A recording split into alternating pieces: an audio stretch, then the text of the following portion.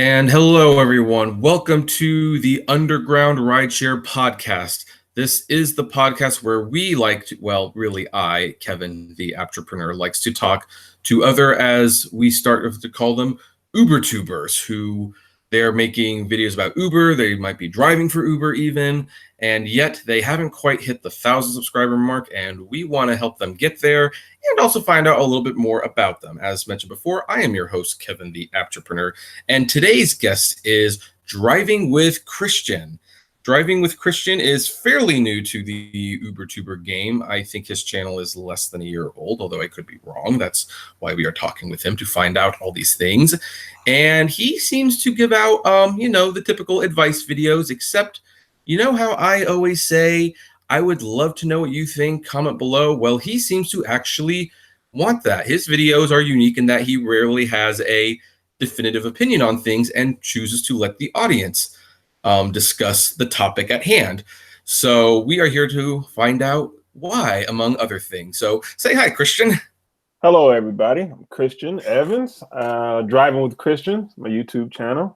Drive in Peoria, Illinois. Been driving with Uber since about February 2017. February 17th. So, okay. Now that was going to be my first question. How long have you been driving? But only since February. Now, to February my knowledge, 2017. So about 2017. A year. Yeah, about a year. Oh, about a year. Yeah. Yep. Oh, okay. I was going to say, well, you might still be one of the most Uber-tubers I've seen, because a lot of the people who are doing this on YouTube, they've been doing it for at least a few years, but you've just been doing it a little over a year. So, well, yeah, I've been driving with Uber since 2017, and I actually started my Uber YouTube channel December. Probably about December 2017. So this is what, July. So a little bit about 7.5, 8 months. So yeah, I'm still fairly new on how that goes. Okay. All right. Well, the first question I always ask everyone, because it's always a pretty relevant question, is what got you into driving with Uber in the first place? Actually, it was it was my brother. He told me, he was like, "Hey man, I got I heard a way to make money." And I'm like, all right, how? And you got to discussing Uber. And I had always heard of Uber, maybe in music or music songs, lyrics, or, somebody say, I'm going to call somebody in Uber. I never knew what it meant.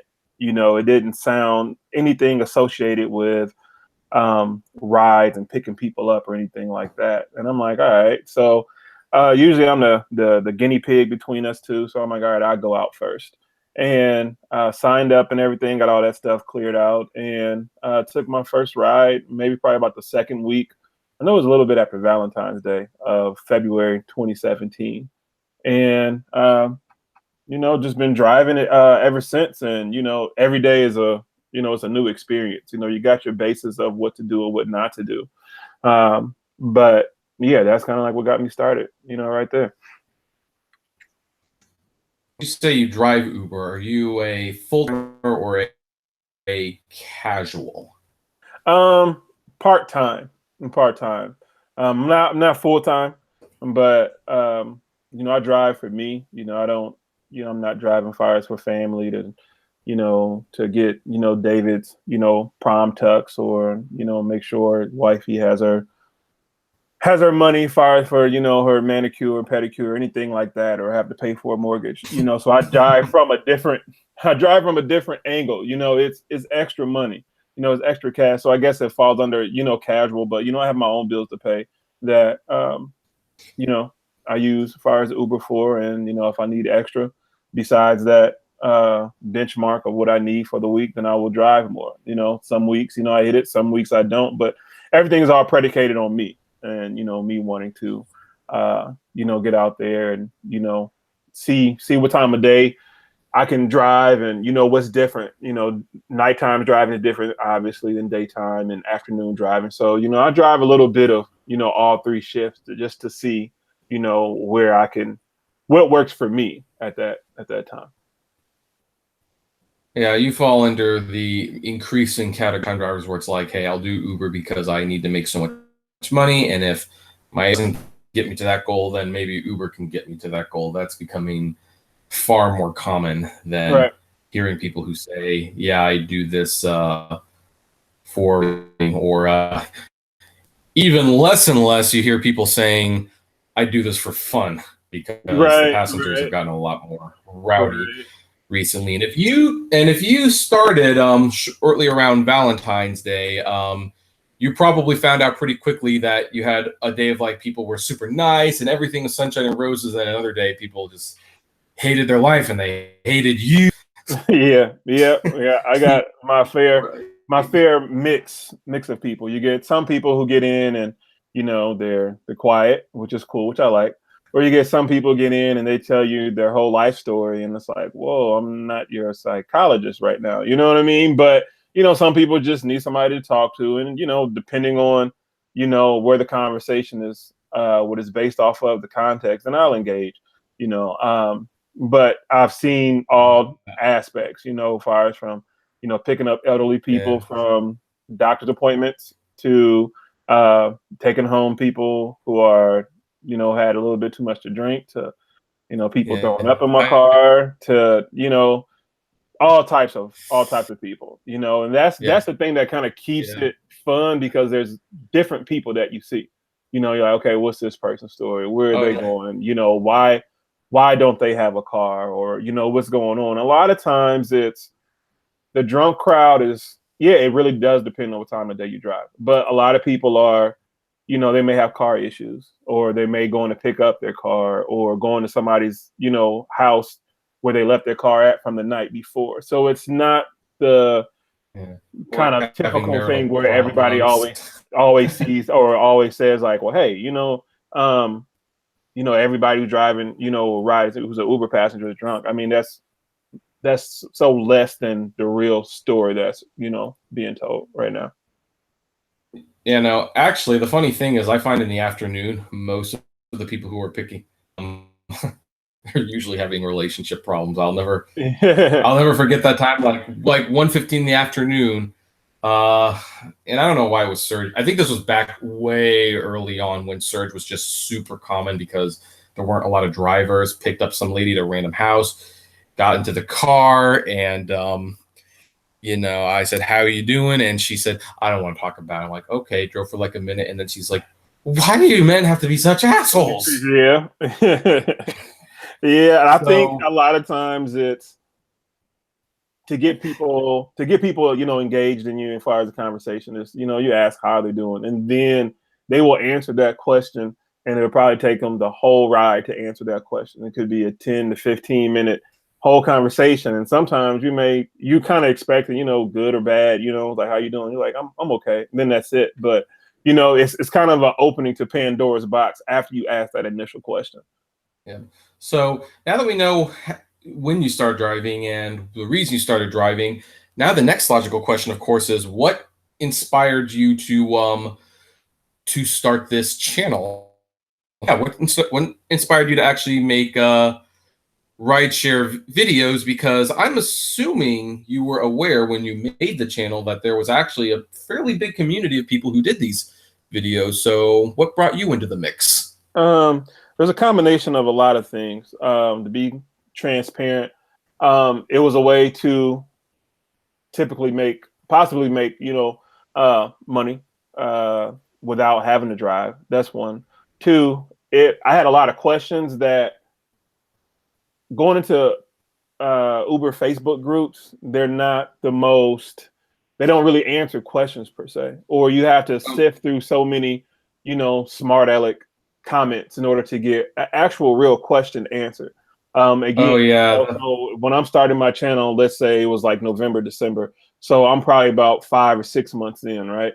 And I never professed to know everything. There's a lot of questions that I had, but from the experience that I did have, I'm like, well, I could possibly help people, get signed up, or, how to start, at least what I have in my car.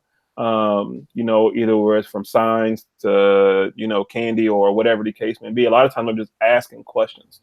I'm just asking questions a lot of times in video form, that if I ask them in groups, you got, this was funny to me, where you have so many people who are not driving anymore. commenting. And it's, it's kind of like one of the things, like, if you don't work at that job anymore, then why do you have insight to say anything? But then you do have a lot of helpful people. And so I'm like, well, going on YouTube, I already have a YouTube channel already. So I'm like, let's see how I can do on the second YouTube channel, because, let's take what I've learned from that and apply it to there. And, just find a whole different group of people that, can answer questions, answer questions I have, and, okay, what's going on in your market? Maybe I can learn from you. And, it's kind of, a combination of a lot of things to, engage with people and just, hey, is this happening to you? I know this may not be happening just to me in my market. Some people say it is, some people say it isn't. Cool. You know what I mean? Now I can learn, now I can drive a little bit better based off of that. So seeing, different, rideshare people, whether it's you or Drive Girl Drive, the Simple Driver, or Uberman, those are, a lot of people that I've watched even before I actually started, Uber. Like I said, the story was like, okay, you can drive Uber for to make some extra money or whatever, side gig or what may have you. And I'm like, okay, I don't know anything about this, so let me go to YouTube. So I spent like hours just watching, okay, this is what happens. And now I slowly learn that everybody's market is different. And I'm like, okay, everything isn't the same. It's not a blanket situation. So, I'm seeing stuff from Surge Rides to, Terry Tips, okay, this is what's going on in my area down in Atlanta, and, a lot of helpful insights. So it's a combination of a lot of things, and then trying to apply what was going on in different markets to work with me and my market. And some of it worked, some of it didn't. And things that didn't, that's how I created my experiences and, developed content to shoot for my Driving with Christian Uber channel. Right. Well, it's funny that you say all that because, a lot of people don't realize the Apptrepreneur is the second channel. Mm-hmm. I had like another channel and, still update that channel quite frequently. But with my channel, like I was starting to make some DoorDash and Uber videos, and they were well received, but people pointed out they didn't really have much to do with everything else. So I decided just to split it into a second channel. And it's like, well, I'd experiment with it, and holy cow, I had no idea that the Apptrepreneur would become the main channel. It's like right. You just never know. And I also agree with you that, and I agree with like another person who said that he thinks that it would be nice if there was like a designated Uber tuber for each individual market. Right. Kind of like Uberman DC. I think it's Uberman DC. Or just Uber DC. I forgot. Like he is obviously in Washington DC. Right. And he's driving that market. And so if you drive in Washington DC, that is a channel you would want to watch. And I will fully give that endorsement, even knowing that guy hates my guts. He thinks I'm irrelevant and, I'm a scumbag. And it's like, so if he's ever listening to this Uber DC, I still think your channel is definitely worth watching, especially if riders are in the DC area. Yeah, it's kind of hard. Emotional people get, just watching somebody's, videos and what they think about that person. You know what I mean? It's like, we never broke bread together. We never had a face-to-face, convo. So it's like, if you're getting that emotional over a visual representation, then that's an issue in itself. And it's, we can go on and on just about that, but that's what I think that kind of it hinders the Uber community or the rideshare community, is that you have things like that and people spreading that type of propaganda. And I'm not saying like, oh, it should be a big kumbaya, but at the same time, it's like, what's the real issue? You know what I mean? Like, you have your views based off of your experiences. I have my views based off of my experience. That person has his views based off of his experience. Right. You know what I mean? Why can't we we talk to one another? Yeah. And this is where your channel is a little more unique. Now, I know at the risk of sounding like I'm calling your channel useless, I'm not doing that, obviously. But your videos, I mean, you kind of give your little thoughts, but with your videos, I have noticed most of them end in a question. Like, I mean, I always say what are your thoughts? Comment below, but let's face it, by the time I'm saying that, you definitely know where I stand on Right, 98% right, on the topics. right. And this was one of the things that stood out. It's like after the video was over, there would be several times where it's like, I actually am not even 100% sure if he's aware of where he stands. So he is actually inviting the community to talk about this one specific thing in the video, which is kind of brilliant because YouTube, I've always kind of considered to be a Frankenstein creation between a social network and a TV channel. Like it's TV, but there's a social aspect to it, and it doesn't always mix. But I've noticed, and maybe it's partly because you have the low subscriber base. So when you have low subscribers, there's usually a lot less bickering, I will admit. Yeah, yeah. But I actually read your comments, and people actually seriously talk about the issues that you lay out. And yeah, so is that intentional? Yeah, it is because again, that's one thing that I've learned from my other channel is to create engaging content and just ask questions. You know, don't try to be so dominant like I'm the all to know all on this subject. Like we had talked about last week is we don't work directly like at Uber's headquarters. So we can't say definitively this is why at this time a surge is pops up and this is why you get it and this is why you don't get it. You know, why is it when a surge pops up, I get pinged probably 3 times 18 minutes away, and then on probably about the fourth one I declined, now I get the surge. You know, nobody can actually really definitively black and white paper, you know, ink on paper and say this is why this happens. And so Engineered Uber. right. Because nobody's actually like at Uber's headquarters and say, you know what, this is why. Nobody works for Uber Dispatch and say this is why. So I leave questions for people to answer based off of what they experience in their market. And 3 or 4, you know, answers that, you know, got answered and typed in the comments. Then I can kind of make, you know, my decision on, you know, hey, you know, where I stand with it, because everything is just in theory. You know, that's what I think so many people have to come to grips with, that they don't. And a lot of these Uber groups is everything is in theory. Well, for the most part, you know, everything's in, you know, for the most part, things are in theory about what happens, the inner workings of Uber and everything like that. And I'm just asking questions. What's pretty much happening in your market? What happens here? You know, a lot of times, yeah, we see articles about, you know, what happens or what the media chooses to report on Uber. A lot of, you know, paranoia. Again, you got people getting in your car, conversations about, you know, hey, is Uber safe? And then I have to have a whole talk with them about that. And, you know, just little things like that. So, you know, everything's in theory. So, yeah, I ask a lot of questions because I'm like, okay, this happened to you? You know, like, what does this mean? Like, probably about December, maybe January, somewhere around there, I got a notification saying that, you know, your account is under suspicious activity.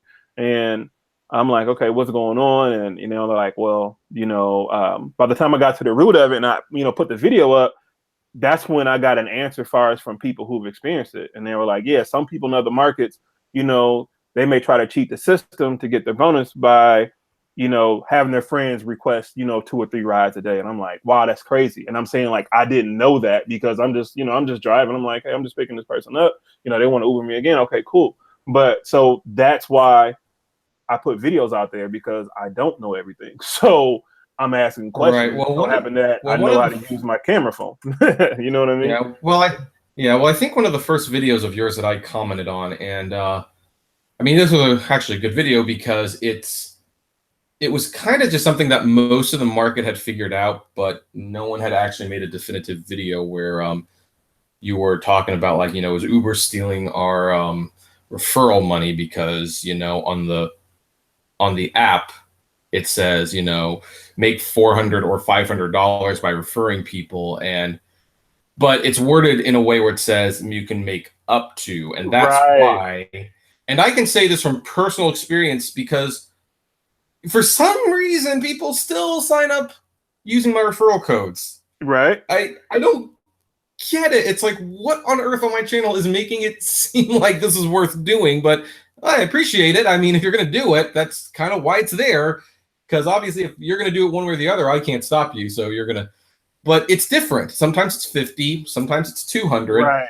Once in a while, it's 400. Yeah, just things like that. I was so number driven. I'm like 400. I didn't see that. And then it took me kind of almost embarrassing myself putting that out there. And then like, it's pretty much more words or less. It's like, look at the fine print, dummy. You know what I mean? I'm like, okay. You know what I'm saying? So it's like I said, like, I don't know everything. Somebody said, okay, they got you with the legal jargon. You know what I mean? Quote unquote. Up to. Oh no, you want embarrassing. Yeah, you want embarrassing though. If you want embarrassing, I did a video.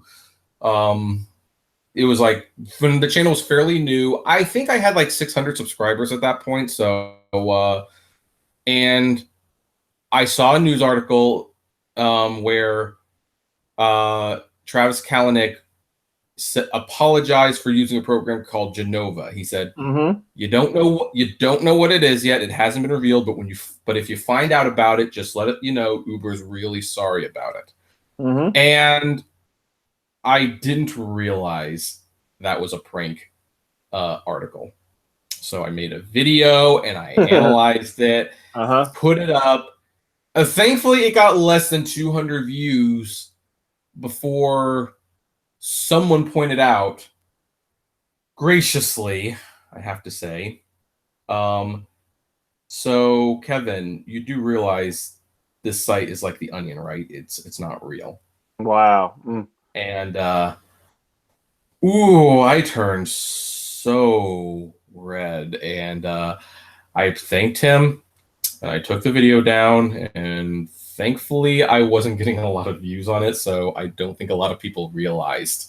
And that was kind of like a hard lesson for me to, okay, when you find an article, see if you can find another one to back it up. Right. I think that's the thing in journalism, at least 3 sources, to confirm. And I took journalism class. I've got a degree in journalism. And it's like, why didn't I think it was just because at the time I was gaining a lot of momentum and I was, and it kind of made sense.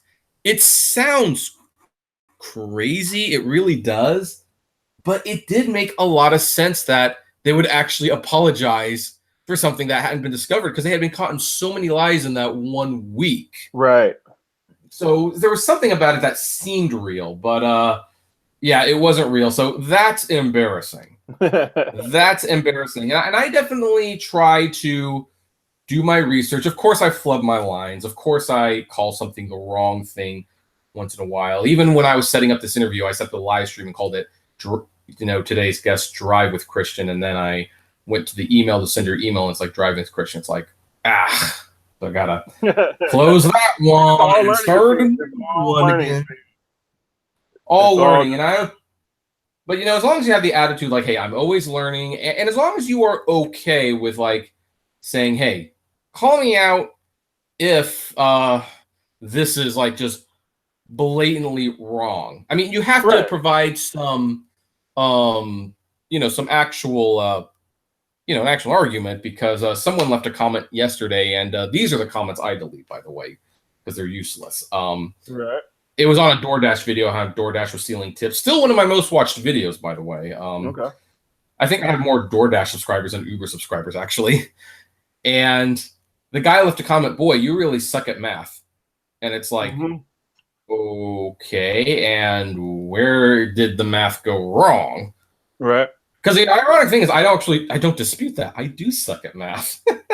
Yeah. I mean, I just, for someone with Asperger's, math just isn't that big of a deal. Which is, or it's like I've just never been able to grasp it. Which is why, if I could figure out the multiplier for the surge back then everyone should be able to. But that's besides the point. Right. But like, hey, if you're gonna call me that I'm bad on math, just give a back. Give a backup. Tell me how. So and I'm sure with that kind of stuff, where people, they all of a sudden have what I call it. It's called keyboard courage. So keyboard courage is, hey, I feel like I can say anything to this person, and that's something that I personally have to get adjusted to, as far as just again, just with 2 YouTube channels, and I'm trying to figure out the psychology of people when they do that, because since we're talking about the YouTube comments, what are some of the worst or funniest bad comments that you got, or even some of the funniest nice comments you ever got? Well, nice comment is, I'm going to use your referral code, and they actually follow through with it. So that's always a good one. Other than that, as far as I got like I said, as far as reaching out, that's a good comment. Or actually replying, because I'm like, hey, I'm sitting here probably maybe 80, 90 subscribers or whatever the case may be. I'm like, oh, okay, this person's watching me. Or say Terry Tips, he's followed some of my videos and comment. I'm like, okay, that's cool. Or Drive Girl Drive, she'll comment, every now and then. So I'm like, okay, that actually means a lot. The worst comments, maybe a couple weeks ago, some lady, I had to put a video up on, how to see where your Uber passengers are going, about kind of like sending them a text message, basically saying, hey, this kind of card I'm arriving in. Sometimes the Uber app ETA is a little off, if you don't mind, can you tell me where you're going, or whatever the case may be. So she goes off into this whole rant about how I'm going to get people, what's the word I'm looking for? I'm getting the people deactivated, or whatever the case may be, or I'm going to get deactivated. I'm like, well, lady, this is an app. They track everything that we do. So why haven't I been deactivated right now? Some people are so quick to just write something. They don't think it all the way through. And, I get notifications, got the YouTube Studio app. And so I go back and forth with people until I get down to the root of the problem. 90% of the time, I never knew so many people were just jealous that you can use the phone that they have in their pocket, put it in front of your face and hit record, and then upload it to YouTube.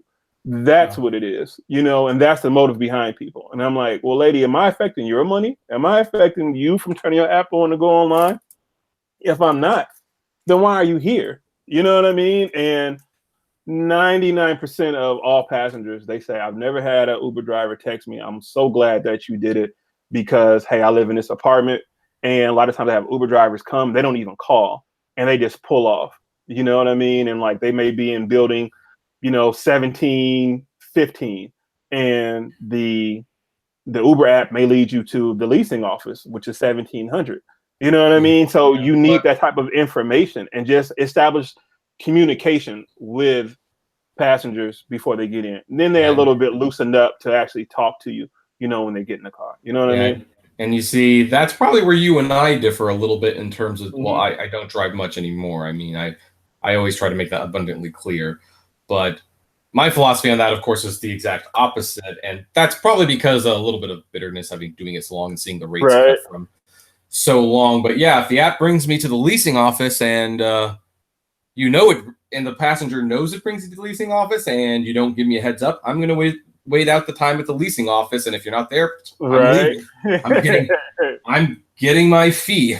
So, and I mean, I think what should be noted is, like, with both of our ways, neither way is necessarily wrong. My way is probably a little bit more douchey, I'll admit. But technically that's what Uber lets us do. So if you want to take that extra, but there's nothing wrong with taking that extra step in contacting the person, and that will, at least I hope it will result in more stars for you. Yeah, and it really did. I did see my 5-star rating, go up. I think the lowest I got down to was like a 4.79, somewhere around there. And I jumped up as far as, real quick, by just simply establishing communication with them to begin with. At least as far as from that standpoint, because like I said earlier, passengers get into the car, they have this notion that some of them are uneasy, like a lot of new passengers are uneasy as far as with Uber, so they're kind of like timid. They don't know who this guy is, because there's so many reports through the media about, the different kind of crazy stuff that happens with Uber cars, people being kidnapped or beat up or raped or whatever the case may be. And those doesn't happen. It's so small, right? It's so small. I have to give them clear on that. So if you establish communication with them beforehand, it kind of breaks the ice. And I've had, like I said, passengers get in and, they thank me for contacting them, and it makes them a little easy far as from that standpoint. But, this lady, she kind of written to a whole rant or whatever on my page. I'm like, well, lady, if I'm not affecting your milk money of you, going out, turn your app on and getting whatever money you need to buy some milk or, groceries, then why are you over here? You know what I mean? And again, it's a technology-based app, obviously. Right. So if I'm going to get in trouble, I would have gotten in trouble by now. Right. Right. Now, right. Yeah. So that's probably about the kind of craziest one, Yep. I've had, more or less. Yeah. Now I just want to clarify something on my end before it gets taken way out of context. Some people probably think that when I say I'll wait at the office 5 minutes and leave, if the person texts me in advance and says, by the way, this is for my mother who doesn't know how to use Uber, this is the general direction. Okay, I will work with that. Right.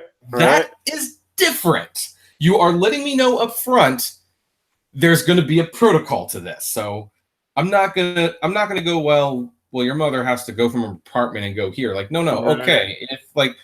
okay. If your mother's old or like she doesn't know how this works, okay, well, you tell me where to go and I will go there. And this is important if there's any riders listening. If you know in advance you need to be giving directions to your Uber driver, I would highly recommend you do that, because this is where you have two different people. You have Christian, who is nice and will instigate that, but he is under no obligation to do so. Mm-hmm. And then you get people like me who knows we're under no obligation to do so, and we're going to do our bare minimum. And you have to contact everyone because you don't know which one of these you're going to get. Right. So anyway, I just want to clarify that before people go like, so you mean you're going to leave old ladies there? And it's like, no, that's not what I mean, I can say I take a little bit as far as, what you say, just a little bit. I may kind of be playing devil's advocate here, but just lately, my thing is this, is if you order Uber, be ready. Like yesterday I was driving for a little bit and I got a hit. And the guy immediately texted me. He was like, hey, I'm in church. I'll be out in a couple minutes. And I'm like, all right, buddy, that's fine. But when that 5 minutes, my timer came up and it was time for me to go, I'm going. You know what I mean? Because you're not ready. You know what I mean? Because your 2 minutes could mean 10. And, therefore, I'm out of a possible, ride, far as, how that goes. But I just been noticing that lately. And it really, honestly, depends on what kind of mood that I'm in. Sometimes I'll wait. A lot of times I won't. Because if you think about it, you get, at least here, $3.75 for cancellation fee. Somebody may just be wanting to go 2 blocks down and it's $3. So now you just sat up there and just waited and actually, took an L, for more or less. Well, situation by situation. Yeah. Well, the most frustrating wait I ever had, it didn't happen with Uber, although there was one situation where someone said, I'll be back in 5 minutes. And I was on a surge and waited 10 minutes and texted him, and he's like, oh, I guess I'm not coming back out, you can leave. And it's like, well, thanks for wasting my time. But like the worst was actually with DoorDash. This one always pissed me off. Got an order, picked up Mexican. I was actually there early. It was one of the smoothest transactions. Like, yeah, I could just drop it off. It's one of the rare 15-minute deliveries. There was a special instruction. Mm-hmm. I don't get out of school until 2:30. So please have it ready by then. Right. Well, it was 12:30 at that point. So I contact DoorDash. It's like, hey, the special instruction says it's not available till 2:30. You got to cancel this. And they're like, well, if that's what the customer wants, that's what you got to do. Like, guys, we can't do that. Not only is that a complete waste of my time, but this food will not be edible to eat until then. And they're like, that's what the customer wants. You got to wait. I was flabbergasted. Right. So you know what I did? And by the way, folks, this is not why I got deactivated from DoorDash, because this happened 2 months before I got deactivated. I sat in the car and I was eating my tacos and enchiladas. And after the 50-minute required wait time was finally up, I canceled it as a no-show. Right.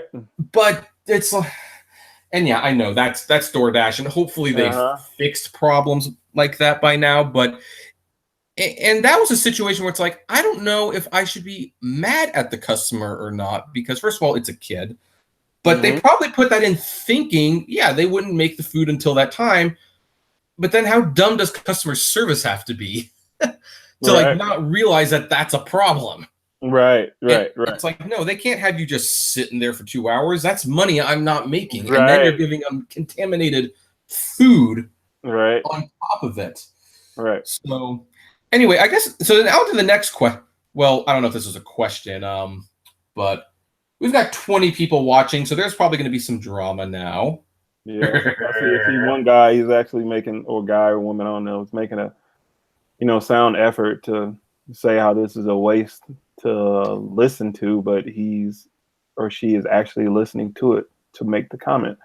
So it's things like that I find funny in society, to where somebody says, "Oh, I'm not going to waste my time watching this," but they're watching it in order to make the comment. You're talking about Emma Silverhammer? Yeah, whoever it is. You know what?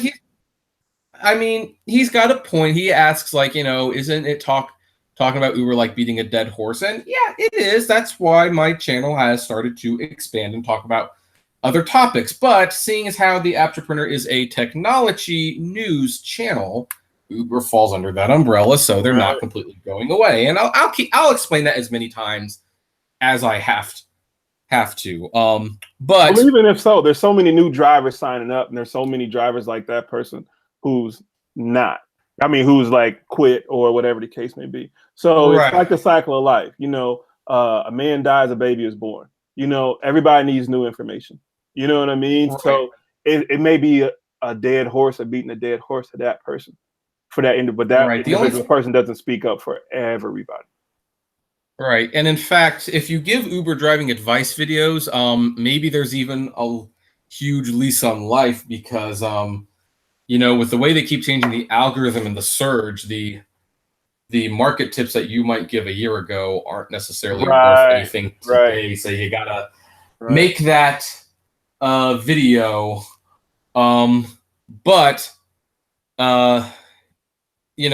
that's actually kind of the reason I got out of it, because someone like said that, or somebody told me that someone said, so I don't know who said it, to be honest, but they said, well, the market changes so much, you need to constantly drive to change. And I fundamentally disagree with that. I think I'm kind of like, well, unless the concept of Uber has changed, as far as I see, it's still, you're picking someone up and you're dropping them off. That doesn't change.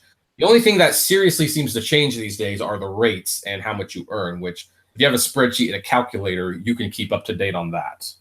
Right. So that's why I don't do that anymore. But people like you, and I see Uber Driver 101 is listening to this live. I want him to be on one of these shows actually at some point.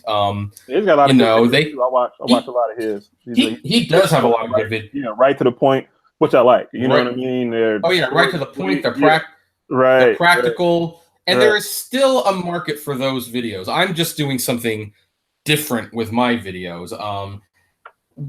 But you do what you got to do. Now, the drama that I was referring to before we got into that little side thing, is how I actually first came across your channel. And this is probably going to be a little narcissistic, but I'm big enough where people respond to my videos. I don't think that's a secret. And sometimes they respond because, quite frankly, I screw up. I say something that's actually not true. And I have to either make a video to show that I did my research before I made that comment, or I got to make a video saying, okay, guys, I definitely said something that I shouldn't have said here. Right. And I made a video where there was at least 7 response videos questioning whether I gave good advice or whether I gave correct advice. And this was the funny thing, because people couldn't debate whether I was giving bad advice or whether I was giving irresponsible advice, or if it was just wrong. And that was when I made the story about the Lyft driver who left the guy in the Trader Joe's parking lot. Right. Oh boy, did I get so many comments on that one. And one of them was you. Yeah. And what was really funny is that, unlike most of the videos where you were like, I'm not sure how I feel about that. You actually had an opinion on that one. I mean, I watched it and it was like, okay, so first of all, that's a great title. That definitely grabbed my attention. And then you gave a very well response on why you wouldn't do that. Right. Which I appreciated, because it was like, the funny thing was you actually didn't even respond to whether or not that was what you were allowed to do. You actually kind of went into the assumption, well, let's assume that you can do that. I'm just wondering, as a driver, are you, what does it say about you if you do that? Right. Which is so that was actually like a good way of not only responding to a topic, but you did it in a way where it opened up communication again for your video. And it's like, dang, that's a marketing tactic, genius thing that just happened right there. Yeah, I mean, I will admit, at that, I think earlier that day, I didn't know what to post. You know what I mean? I'm like, I got to do a video, but I don't know. Because I don't know. I don't know so much. I don't know what to post every day. I mean, I'm posting stuff every day, but I don't always know what I'm going to post. Some days I wake up and it's like, oh, no, what am I going to talk about? So I saw the article and I'm like, okay, like what was the reason behind it? And then I think, I saw your video and I'm like, all right, let's go for some clickbait stuff. Because I've never been one kind of like that, but I like throw somebody's name out there. But one thing I told myself is, I won't ever throw anybody under the bus. I'll speak my mind about it, but doing this point to where I'm not throwing that person under the bus. And again, that was just your opinion on how you saw it, and I'm giving my opinion on how I saw it, based off of what they quote unquote say an independent contractor is according to them. Now, do I agree with Uber's independent contractor's definition? No, not really, because why do I have to send out a text message to see where somebody is going? You know what I mean? And why do they control the price? Right. They need full information before they take on a job, and we don't have that. And so I tried to approach it from that angle. And like I said, I knew you had your opinion on it. I just didn't agree with, taking somebody and just leave them up, on the side of the road, unless somebody threw up in my car. Like I've done that before. Somebody threw up in my car. I just get out before I smack you. You know what I mean? Because I really couldn't do that. But right. In that case, he calculated it out. He made the decision far as for him. So it was more of an angle far as for what that individual driver did. And he's saying, well, based off of, independent contracting and, and all that kind of stuff.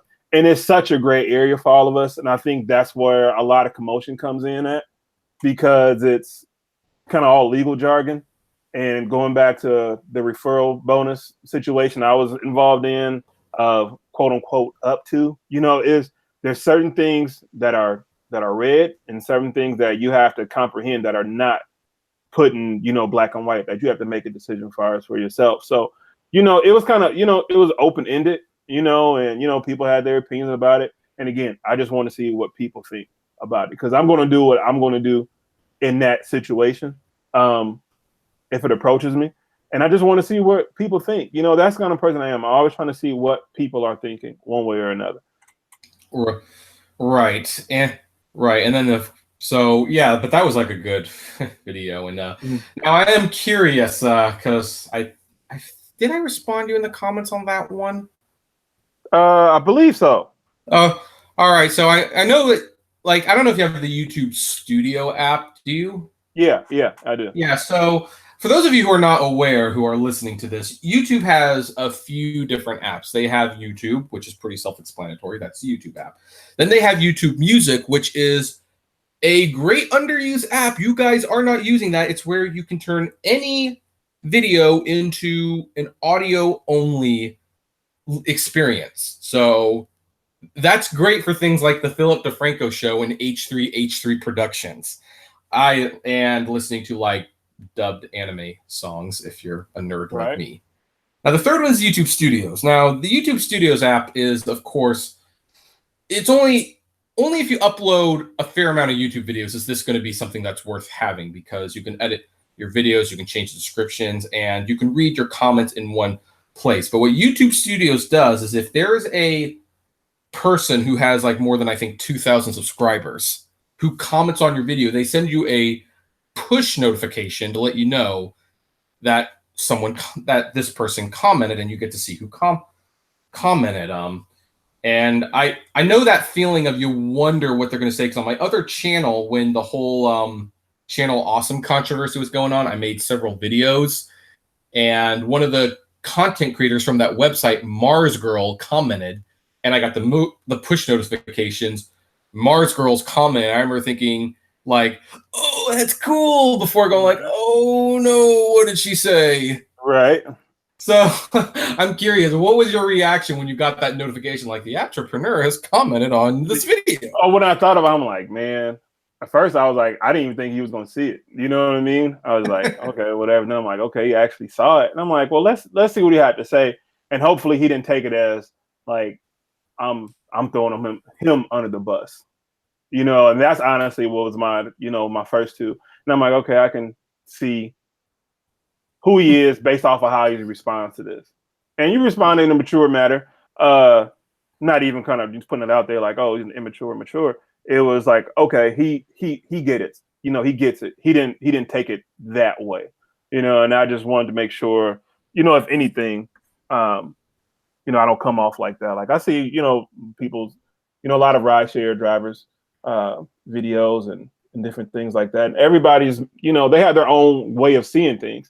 And so I'm like, well, who am I to say that's right? Or, you know, as far as that's wrong based off of as far as like their experiences, you know. And in that particular video, it was more of what that driver did and how he tried to justify it by getting away with it, you know. And, you know, but, you know, I guess he's got deactivated or what may have you. And, you know, that situation was what it was. But, you know, that's honestly how I looked at it. I'm like, okay, like how is he going to respond to this? I didn't even think he would. I thought I would have probably more comments than you actually writing back. So, you know, it was all good. Yeah, right. Yeah, and I do try to respond to, you know, the controversies as much as they were. Now, I will say, based on videos like yours and other people's, like I think even Mark, you know, from Uber Hints, and me and Mark get along very well, as is abundantly clear by how many collabs we've done. But even during that video, he like posed the question, is that necessarily advice we should be giving? Right. That's what inspired me to do the much longer and much less seen TOS video, where we read the terms of service, say, okay, what exactly does the terms of service say about this situation? And I personally think it was very clear after all the videos, after all the comments, after reading the TOS, that yes, Uber's TOS does indicate that you are allowed to do this. In fact, it indicates that you are allowed to either drop someone off if you feel uncomfortable over any reason, and not pick them up if you feel uncomfortable over any reason, because you're not an employee. Right. You're an independent contractor. Now, what I find very interesting about that topic is that two situations have come up recently. And I don't know, if you don't want to discuss this, go ahead. I'm just a rebel rouser sometimes. But as someone who does the whole, what do you think about this? I find it fascinating because a couple weeks ago, you know, there was that guy who kicked out the, you know, the couple who was kissing in the back of the vehicle, right? The lesbian couple, and he got deactivated for discrimination. And I kind of put my neck on a limb because I looked at the TOS. TOS actually supports the guy doing that. Right. Like, it actually even says there's not supposed to be any physical contact in the car, in fact. Wow. So I thought that was very fascinating. And then yesterday there were three Trump advisory people, all of them black, interestingly enough, or two of them were black and one was white. I don't know if that's important or not, but they were all wearing Make America Great Again hats, and the driver refused to pick them up, which the TOS actually supports that he can do that if he wants. Right. Because he's an independent contractor. I don't know. What I found really interesting was the public's response to both of them and Uber's response to both of them. I don't blame the public for having different responses to both the topics because, you know, we are passionate about what we are passionate about. Mm-hmm. And obviously, if I support gay rights, I'm going to look at the lesbians being kicked out, and it's like that's a terrible thing. And if I'm not a supporter of gay rights, well, that's their freedom. And the same thing with the Trump supporters. But here's something that I wanted to bounce off someone, because Uber's response was different for each one. Mm-hmm. Uber immediately suspended the guy who kicked out the lesbians, but they were, quote, looking into the matter when it came to the guy who didn't pick up the Trump supporters. Mm-hmm. And I guess my question, and maybe you have some thoughts on this, do you think Uber should maybe really have a very, very consistent stance on whether or not drivers should be allowed to not do the rides they don't want to do? Because it doesn't seem very consistent. Okay, so I'm taking everything in. So going back to what you said earlier, no, this is fine. I'm keeping up. I love things like this. Okay, so for one, if the TOS says for quote unquote any reason that they feel uncomfortable, right, that comes before whatever type of sexual orientation preference that person may or may not be, and that comes before whatever race, creed, political stance that person may or may not have. It says for any reason. Right. And so that needs to be circled, highlighted, and blown up in 72-point font. Because if I say, well, I don't want people kissing in my car, and if that person takes it as, oh, you're kicking me out of my car because I'm a lesbian, I never said that. I said, I don't want nobody kissing in my car. That's first and foremost. Now, you can't have it to where you can tell me that, hey, if I don't feel somebody, you know, if I don't feel comfortable somebody doing that in my car, and then that person says, oh, I think you kicked me out because, you know, of my sexual orientation. That's them taking the passenger side and going against what they have us agreed to in all of our amendments to sign. So that's very contradictory to what their standards and their rules are. And that applies even far as for that driver picking up people or kicking them out, as far as, you know, whatever race they were or whatever political thing. You know, like for instance, like I'm not a racist, but, you know, in my area, I pick up a lot of Indian people, and they, you know, they, because of their culture and their background, they may not, as far as hygienically, you know, they tend to have a smell, certain ones. I'm not saying all of them. You know what I mean? I don't kick them out because of that. You know, and if I did, they'll say, oh, you're kicking me out because, you know, of race or religious beliefs. I'm like, no, you just stink. You know what I mean? Or if somebody's coming from a bar and, you know, they smell like cigarettes. I don't like cigarette smell in my car. So if I kick somebody out far then, somebody say, well, he's kicking me out because I'm white. No, you smell like cigarettes. So it's all about who gets to the gun first and gets the first shot out first. You know what I mean? I hate smokers too. They usually get like 2 or 1 stars smoking before getting in the car. Right. So, I mean, like, the thing is if we stick to what's written in our quote unquote rideshare law of, you know, if you don't feel comfortable, that's what it says, right? If I don't feel comfortable, then I don't feel comfortable. It doesn't matter what that person's sexual orientation is or isn't. Doesn't matter what that person's race is or isn't. If I feel uncomfortable as a driver, then you said I can cancel right here. Then that should be it. So that guy's or that driver being deactivated because of prejudice towards or bias towards, you know, sexual orientation, it doesn't matter from the aspect of what you just said in the TOS. You understand what I'm saying? That comes before that situation. Yeah, and this is where this was why I wanted to bring it up, because when you responded to my video, you know, you felt that guy dropping the person off in the parking lot was kind of breaking the contract. So I guess just for clarification, would you see these situations as breaking the contract as well, or are they different?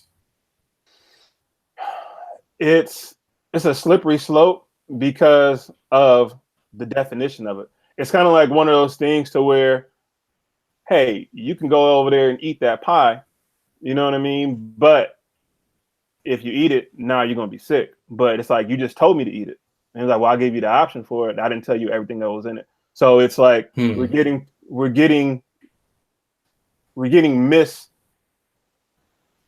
misdefined information to start off with. You know what I'm saying? And how can you really operate under that? So it's more to a point to where if I kick this person out, is this because I feel uncomfortable, is that person going to say I was racist and I'm kicked out? Is that person going to say I'm sexist and I have my app deactivated? It's that chance that you have to take as a driver. So we are put into these situations where you got to think quick. It's like, it's pretty much just suck it up. Just suck it up. Yeah, we put this rule here, but this is what really happens if you do follow that rule. But then you try to argue about, hey, this is what you guys said. And I'm like, oh no, never mind. So you have to just take, you know what I mean? It's right. You can't really answer it because it's not consistent. So yeah, it should be consistent like you suggested. But this is the classic definition of a catch-22. And I think I'll take a moment to explain what the catch-22 is, because I mean it's a phrase that people use a lot, but I don't think people are aware of what it actually means.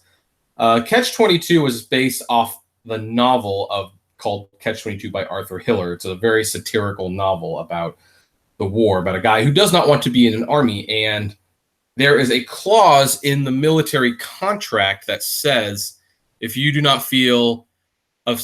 are not sane of mind, you can enact the Catch-22 clause to get out of the military. But if you enact the Catch-22 clause, it means that you are actually fully fit for the military because you are smart enough to be aware of its existence. Mm-hmm. That's where the phrase Catch-22 came from, and it's very much plays out with Uber, because here we have a TOS that, it's like, oh, it gives you all the freedoms to enact as a business owner, the ability to refuse service and to kick people out or to not even pick them up if you so choose. Right. But in the same thing, it also says, but if you do that and they claim this, we have the right to get rid of you because you're still an independent contractor. Right. Yeah, it's kind of one of those things you enter at your own risk.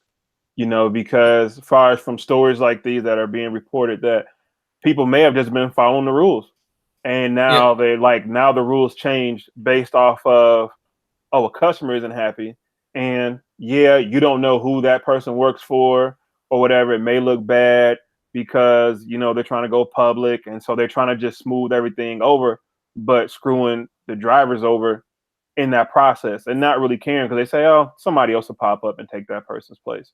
And it's that type of mentality that, I understand certain drivers' frustrations, but that's just one aspect of driving. Just like any job, everybody's job isn't peachy and perfect.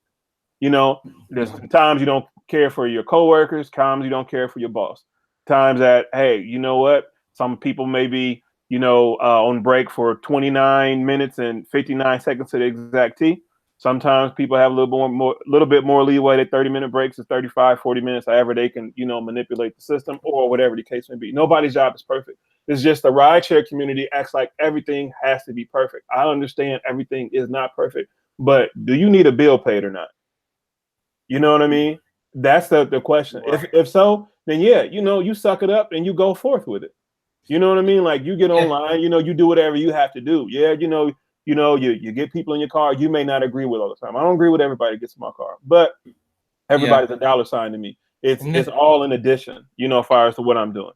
Right, and this is why I still take that, when I'm activated, because I still need to get the car re-inspected by Uber at the moment. But this is why I take that one trip a month just to stay active, because I'm very honest with people. I don't need to drive. Right. I don't think it's profitable for me to drive right now. However, if I got in a bind where it's like I needed $100 like to pay for my medical or something, and I just don't have it, I'm getting in the Uber or Lyft car, and I will drive and I will get it. You know, the reason I don't drive on a regular basis is because I've done the math, and it's like, well, if I do this long term every day, that's where I'm running harder and I'm not getting any further. But if I do it in small little spurts, then yeah, it's kind of nice. Right. So I'm just thankful that my YouTube business and my eBay business and my Shaky Well, isn't Shopify that business, what the American dream is really about? You know, yeah, nobody sits on one business venture for long. They move on. You know what I mean? They get what they need to get, and they're out, and they move on from it. You know, what's the harm in that? You know, sometimes people can think so much into a square, they feel that you have to just do this. You know, if I, like you said, you're following the rules, hey, one drive a month, and if you don't need to drive, you don't need to drive.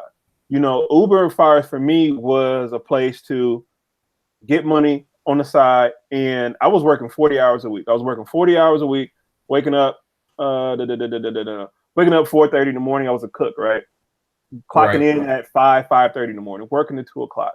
And then from probably about 3 to 5, I was working out. And then probably from about 7 to 11, 7 to midnight, I was driving. I would rotate. You know, I kept doing that. I made enough money driving Uber for about 20 hours a week to where I quit my full-time job. You understand what I'm saying? So that's what I use Uber for. You know what I mean? And to get out of a job you don't want to do. Right. It's to get, you know, it's to free your time up. Now I have more free time to do what I need. You know, I'm not saying that I'm going to be driving Uber for the rest of my life or for the rest of the year. I use it for what I use it for. You know, I don't think there's no harm of somebody say, hey, you know what? I had my time with Uber, you know, or Lyft or wherever you drive for. I got my money. Now I'm on to something else. It freed me up to do something else. It freed me up to open a door to do something else with my life. You know what I mean? But if people want to drive full time, they want to drive full time. People want to drive part time. People want to drive part time. It's for whatever you as an individual driver needs to use it for. Right. Yeah, exactly. So yeah, that's a good, yeah, again. So I think that's well said. I don't have anything to add to that. That's why I'm stumbling here. I'm stumbling because it was so well put. I didn't have anything to add to that. So I guess, let's see here. So I guess that pretty much we've discussed most of the key things. So I always like to end these interviews and podcasts. I always like to ask, what is the future? Well, there's a couple questions, but we'll start with this one. What is the future of driving with Christian? The future with driving with a Christian, honestly, is probably figure out my next video when I'm going to shoot because I haven't shot a video. Because again, it's one of those things to where, well, like you have like a 5-year plan, I should say. Yeah, no, probably as far as from my channel, honestly, it's really whatever I'm feeling. I go off of more of a feeling. You know, I'm really not looking to, you know, get 1 million subscribers and make this a multi-million-dollar business or whatever. I mean, if that so happens, that actually happens. You know, I didn't really get into Uber to be like, to really try to make a career off of it. This was something that I found I could do on the side. And if you play it the right way, if you know how to do the right things, you can get money without having to actually be on the road. And that's honestly what it is. Again, I have associated my YouTube channel, youtube.com/drivingwithchristian, with my blog. It's pretty much, you know, just my own space on the internet world that I host with the videos at. So drivingwithchristian.com. And it's just pretty much, it's honestly just a fun project, honestly, to be 100% transparent. It's just a fun project. I do it for fun. If I have a situation far as with a passenger or an experience that happens far as with Uber, and I'm like, okay, I'm gonna shoot a video about it and see if that's happening with, you know, the rest of the rideshare community. Like today, I opened my driver app just to kind of just check to see if anybody left tips on from the day before. I know a lot of people do that, and it said that I needed my social security number.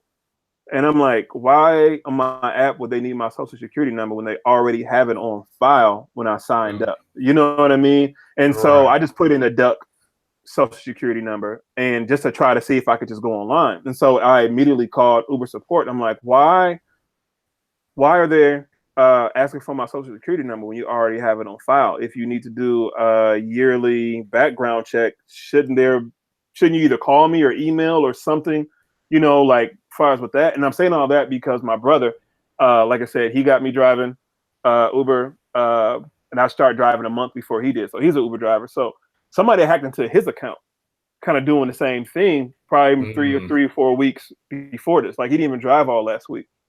So he kind of warned me. He's like, just be aware of this. And so when that happened, I'm like, okay, this is what it is. And, we were talking today because I told him about it. And he was like, yeah, that's what he did. Somebody around here is hacking to the apps or whatever, however it may be. You know what I mean?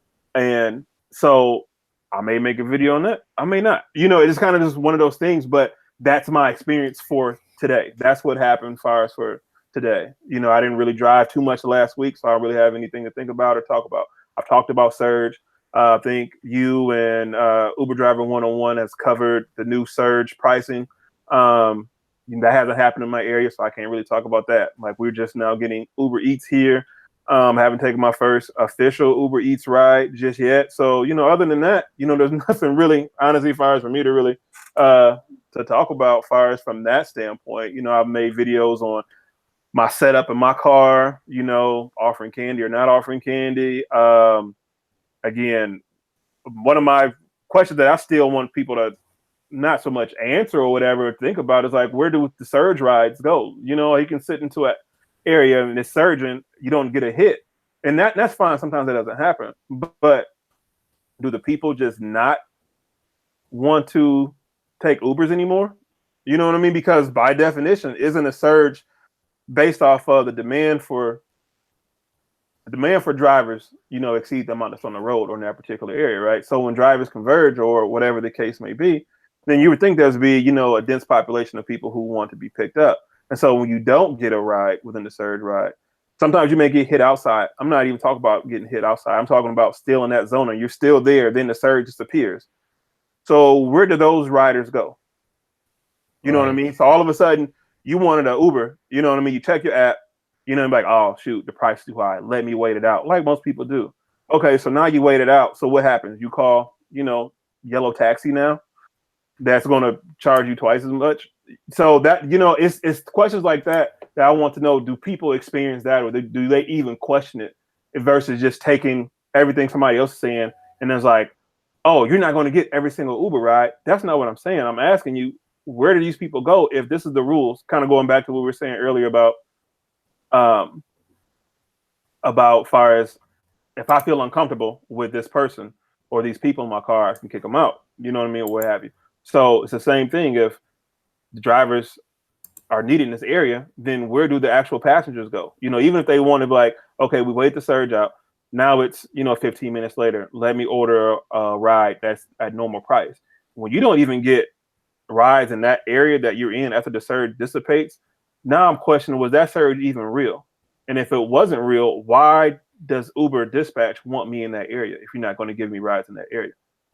Yeah, there's a lot of shady stuff. I'm wondering, I'm thinking, I don't know who's going to make it, but there's probably going to be a documentary someday. It's going to be like the Enron, the smartest guys in the room, or Walmart, the cost of low prices, where they really examine the algorithm. Right. And they find out how manipulative and scamming it really is. And it's going to get Oscar nominations and stuff like that. It just seems like if Uber survives that long, I mean, it's funny. People sometimes ask me, because I do a little investing, and I've been investing in the MoviePass stock quite a bit recently, and it got as low as 11 cents a share today. So shoot me. And people say, so why are you so convinced that Uber is going to go out of business and MoviePass won't? And it's like, I don't know. Maybe it's because one company, they're both like not making money, but one would be bankrupt now if it weren't for the funders, and the other is still okay. I don't know. Right. So I still have a feeling Uber's not going to survive too long. I think they'll at the very least be acquired. So it's one of those things to where Uh, I think for the service, the actual service that Uber provides, I think they, again, when I started driving, it was, 2017. I didn't drive in, 2015 or 2016. So I believe I heard the rates were higher as far as then. So A heck of a lot higher. yeah. So, and maybe so I'm just now coming in on it and I'm like, well, I believe they set the price for their service too low. Like the value of saving somebody's life, the value of saving somebody $15,000 for a DUI and a $7 ride, even if it surges $14. I think that's low, and I think they set their bar too low as far as when it comes to that to appease to too many people. And let me share a story about that real quick because I love sharing this story. This was like 3 years ago, I think. My first New Year's Eve, and I picked up some guys on a 4.6 surge or something like that, and they were going from Anaheim to Pasadena. That is or somewhere in the Pasadena area. It was like an hour and 50 miles, and it was like 50 miles away.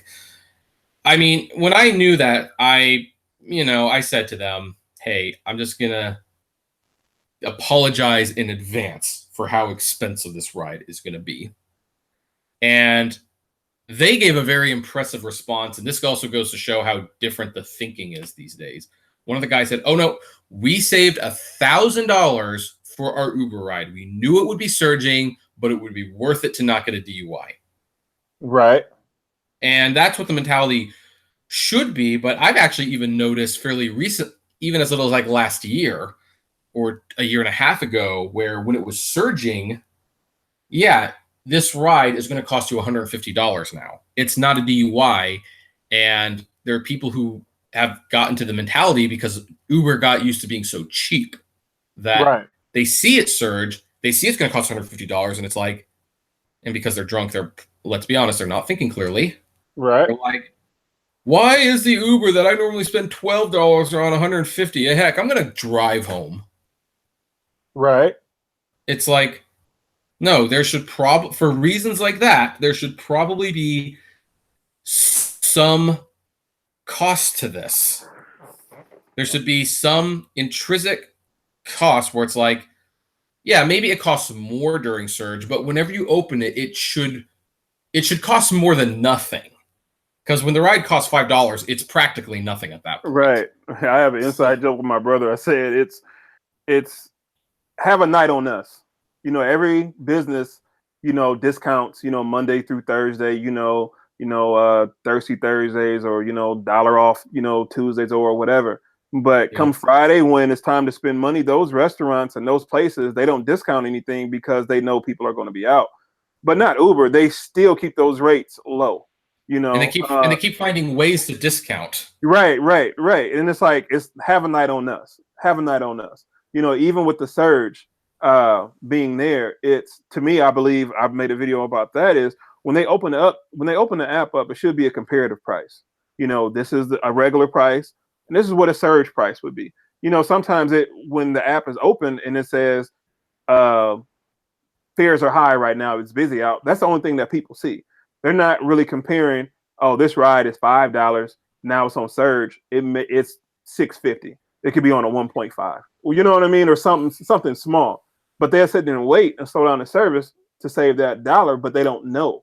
You know what I mean? I think passengers need a little bit more information on that. I'm not even talking about the regular people, because there's some regular people that go from point A to point B, like go to work to home, and they know that price day in and day out. So I'm not really talking about those people. I'm talking about, the new people or people going to a different destination that they don't know.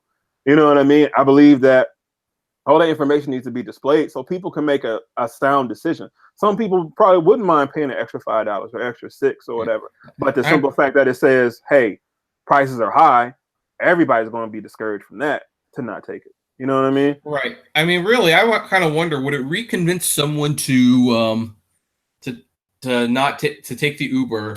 Like, if they see the prices are high and they say, okay, well, it's high, I'm going to exit it. But like it's a time that people are, like, say it's between 11 p.m. and 3 a.m. when most people are drunk and trying to get home.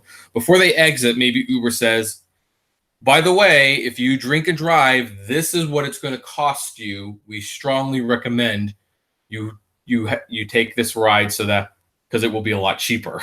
Right. I've seen somewhere that they're going to, I don't know how they're going to do it, but basically start detecting drunk passengers. I don't know how they're going to be doing that through your phone, but that's some Skynet next level scary stuff. Yeah, and I mean, it's scary, and also I've got mixed feelings about that. I really do. Because here's the thing. They're doing it because this is one of the reasons that they're trying to appease the drivers. Like, we're looking out for you, and we know you don't like having drunk people in the car. And I'm actually kind of the opposite. It's like, no, I mean, I don't want dangerous drunk people in my car. Right. Hence why I want you to be a little bit more thorough with your background checks. But no, I am definitely, that is the main reason I did it longer than I logically should have, because I kind of felt responsible. I've lost people to drunk drivers, so I wanted to take them home if they were drunk. I don't want to discourage them from taking an Uber. I want to encourage those very people to take an Uber. So it's just, but it was just Uber's way of saying, we're thinking about the drivers. No, if you're thinking about the drivers, you'll pay us better. Right. First and foremost, right. That's what it is. I mean, geez, there's that Phineas and Ferb joke. They got this right on a kid's show where Perry the platypus was going to work as one of his secret lair things, and he goes through the secret lair. It's like a little Small World sing-along thing before he gets to the computer. And then the general says, how'd you do? So, Agent P, how did you like the display thing? We wanted to find a way to make our employees happy, and we figured this would be a much easier way to do it than to simply add a couple extra zeros to the check. Right. It's like, yeah, no, it's just, so that's like, and yeah, then of course there's a level of, that Skynet level of scary. Because how are they keeping track of that and all that? Right. Jazz. And it's like, yeah, I mean, it's a lot of crazy stuff that goes on in the Uber app to where you may not be hit for 15, 20 minutes. So as you're strolling home, and as soon as you get out your car, put your key in the door, then why are you being dinged for a hit? Like consistently every single time. Or when you're driving on promos, your first 18, 19 rides, you get them quick. Boom, boom, boom. Your last one, they make you wait for so long. Right, because they're trying to discourage you. Right. And so with things like that, if we talk about it, then it's like, oh, that's just happening to you, or that's just paranoia. But if it happens on more than 3 occasions, then it's an issue. These are things that goes on. As far as from listening devices, obviously it's a phone. How many times have you just had your phone just, not even on? You could be talking to somebody, let's say about toilet tissue. You open your Facebook app or Twitter app or whatever, and all of a sudden you have ads for toilet tissue. Oh yeah, like I have a friend. His name's Chris. We were at lunch after church one day, and he was illustrating, and this was scary. He pulled out his iPhone and he said, "Hey Siri," and Siri said, "What can I do for you?" And everyone's like, "Well, what? So what?" And he said, I turned my microphone off. And he showed the settings. It was true. He turned the microphone off. Wow. It's like, so with these phones, they can do that. I believe one way or another, it's hooked into our apps. It's hooked into our Uber apps, because all this stuff does is just study our movements and our algorithms or whatever. I wouldn't be surprised if they're using, facial recognition software on our front cameras in order to have that drunk passenger detection thing going on. You know what I mean? And it just rolls out like, oh, we're all comfortable with it. I'm not really cool as far as, with that. Maybe I'm one to not want to feel responsible for somebody else. I'm just feel responsible for me. So if somebody, gets in the car and they're drunk or whatever the case may be, you as a human being, you have to have enough sense to be like, hey, I'm not going to get that blackface drunk until, if you're not at home, then why do that? But people are going to be people. I get that. But going back to what you're saying about, okay, there has to be some type of extra payment far as from that, because one way or another, you are saving that person's life. A potential 2, 3, 4, 5, whoever person getting the 16 car pileup from drunk driving, killing people or whatever. You say you lost some people to drunk driving. Sorry to hear about that. And Yeah. if you are preventing that from happening, or us as drivers are preventing that from happening or assisting in that from happening, then why am I only getting paid $5? Right. And that, You know, and I'm not an Uber superhero. I'm not doing this for charity. I'm doing this because my Silco bill needs to be paid. right. And Uber You kind know what I of mean? made it almost seem like, no, the fact that you are doing something honorable, that should be the reward. And Right. I naively, and that's probably because of the personal experience I had, I believed it. And then I kind of woke up one day and it's like, you know what? No, that is not my responsibility. It's actually their responsibility to not drive drunk. And Uber needs to pay me. And in fact, if anything, there should be a way that if they are proving that they are getting drunk drivers home safely, there should be a way that they could pay the drivers a good fare and get it government subsidized because Right. doing a community service thing. So with all of that, now here's like the always the final question I like asking people, especially with how bad Uber's gotten. What will be the breaking point for you to quit Uber? It's a good question.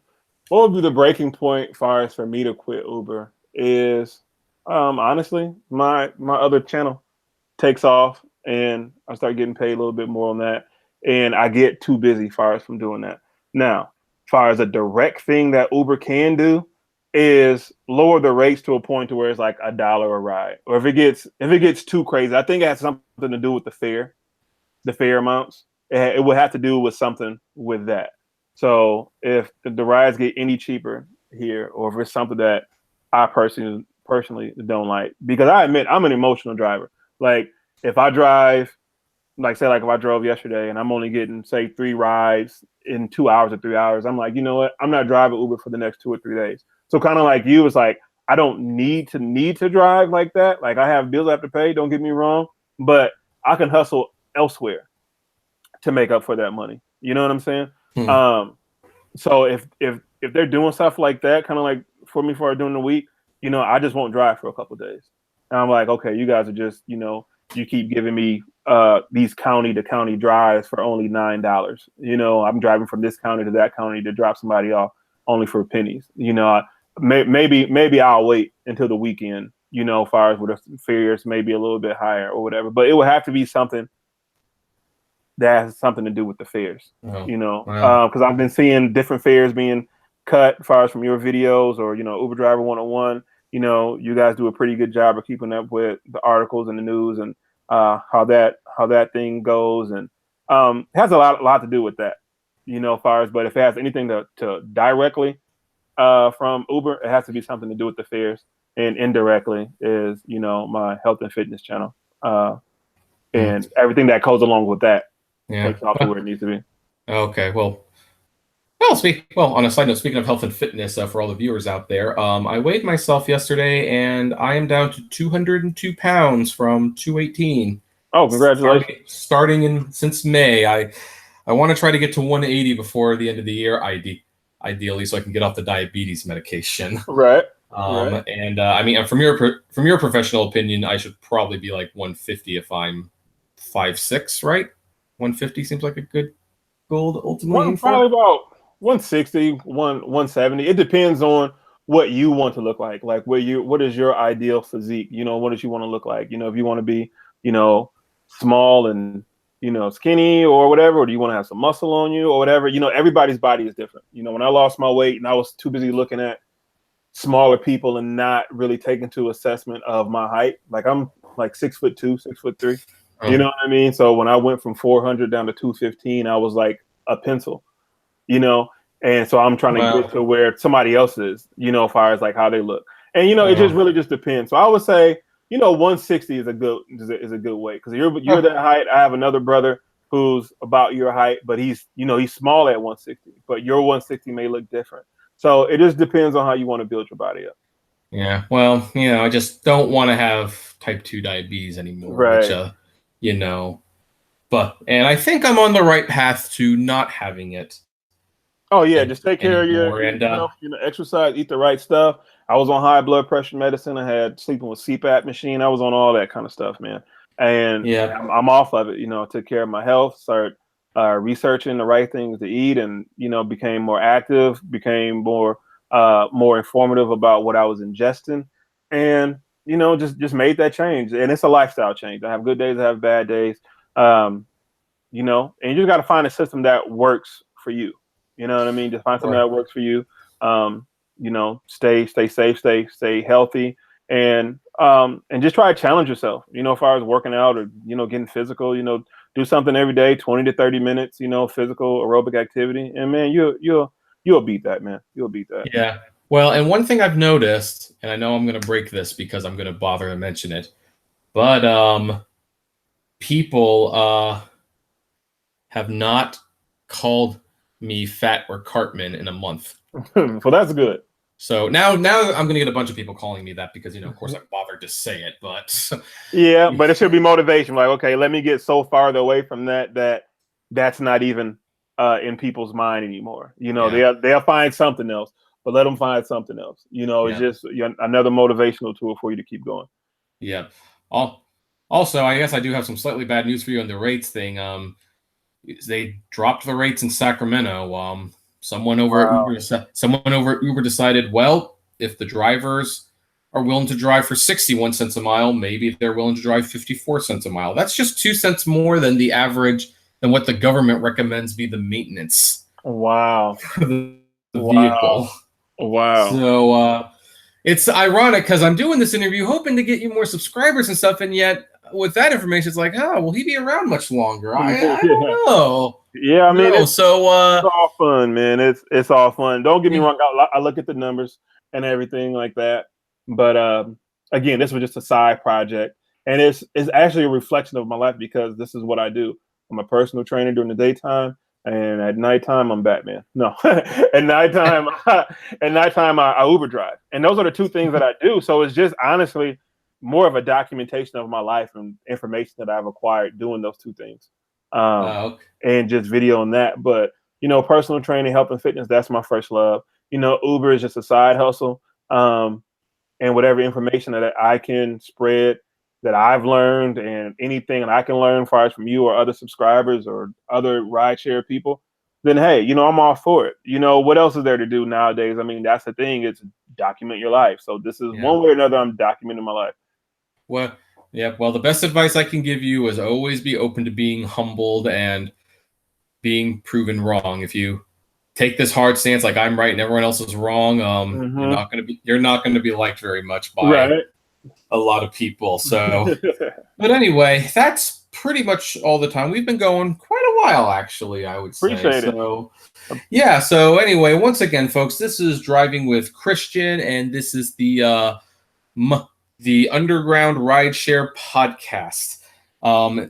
And for the record, if you want to be on the show, just keep an eye on your email. I periodically send people out public shout outs. I would like to thank Driver Lady Pro for the super chat. And, I believe she's someone I would also be interested in having on the podcast, as is, Uber Driver 101 and Uber NYC Uber vlog. I think he'd be fun to have on the show too sometime. And of course, if you want to put your name in the hat, you can always send me an email. That's not a guarantee, but sometimes I need to be drawing attention to something. Anyway, everyone check out Driving with Christian's channel. And do you want to plug your fitness channel as well while we're at it in here? Oh yeah, my fitness channel is youtube.com/Christian Evans CWS. I have a blog that goes along with that. It's christiansweightsuccess.net. It's not a religious site. My first name is actually Christian. I had to make some clarifications because, again, I had some comments about, hey, this is a religious thing. I had some lady inbox me this whole thing about, religion and Joan of Arc and the Crusades. And like, lady, I'm just spreading my fitness channel. But also my my Uber channel is youtube.com/Driving with Christian, and my blog drivingwithchristian.com. I appreciate you all, and I was good chatting with you all in the live chat. This is actually my first actual live chat, which is pretty cool. Yeah, it is pretty cool. You can see why I do so many of them. I mean, I don't respond to I don't pay attention to the chat usually when I'm interviewing people. I think some people don't understand that, you know, because of my focus attention, I need to focus on the interview. But when I do the one-on-one chats, it can be a lot of fun to interact with people. So for everyone else who might have been listening to this after the fact, you know, feel free to comment below, like, favorite, share to both our channels. And as always, flame responsibly. Have a good one. Bye. Peace out.